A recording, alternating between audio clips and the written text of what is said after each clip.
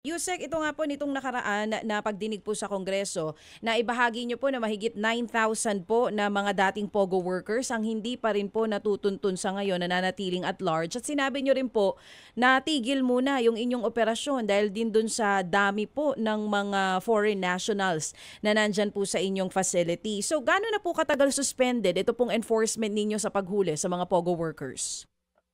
Yung suspension po nung operation po namin against yung mga nagkalat po ng mga POGO workers ngayon ano po, mga magto 2 months na po kasi nga ho hindi na Mhm. ho kami makagalaw, Ma'am DJ kasi, Opo, punong-puno na po yung kulungan namin. yun nga. Siyempre, ayaw naman ho namin na kagaya ho nung nakaraang buwan, almost 300 ho yung pinadala namin sa ospital dahil, nagkaroon ho ng mini pandemic sa loob na nagkakaroon ho ng mga lung infection yung mga tao do'n. So, we need Mm. to, linisin pong mabuti 'yon, i-disinfect po namin bago po kami Mm. magsimula po.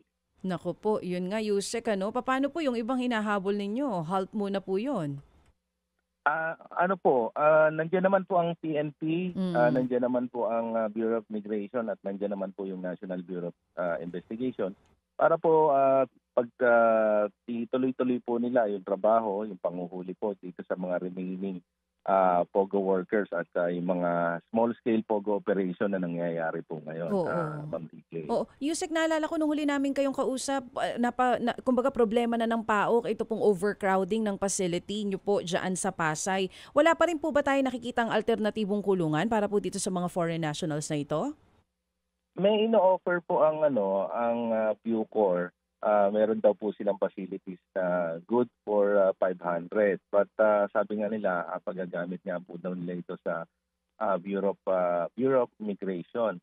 And, yung sa amin ho kasi almost 1,000 yung kaya nun sa amin. Kaya lang ho ngayon nasa Mm. 700 pa rin ho kami kasi yung pagde-deport namin, Ma'am, DJ Chacha, ano po, hindi ho gano'n kabilis, eh. Mm. Imagine yung mga nakakulong po diyan, taon na ho yung binibilang sa amin yung Yun iba na ho nga. 6 months ang Oo. pinakamababa. Mm. Ang pagde-deport po natin hindi po gano'n kabilis, marami po proseso na ginagawa like we need the clearance po from the National, Bureau of Immigration para po Mm. ma-check kung may mga kaso yan. At Mm. gayon din po yung summary deportation order na Mm. manggagaling naman po sa Bureau of Immigration. So, pinoproseso po yan at hindi ho gano'n kadali yung pagpoproseso.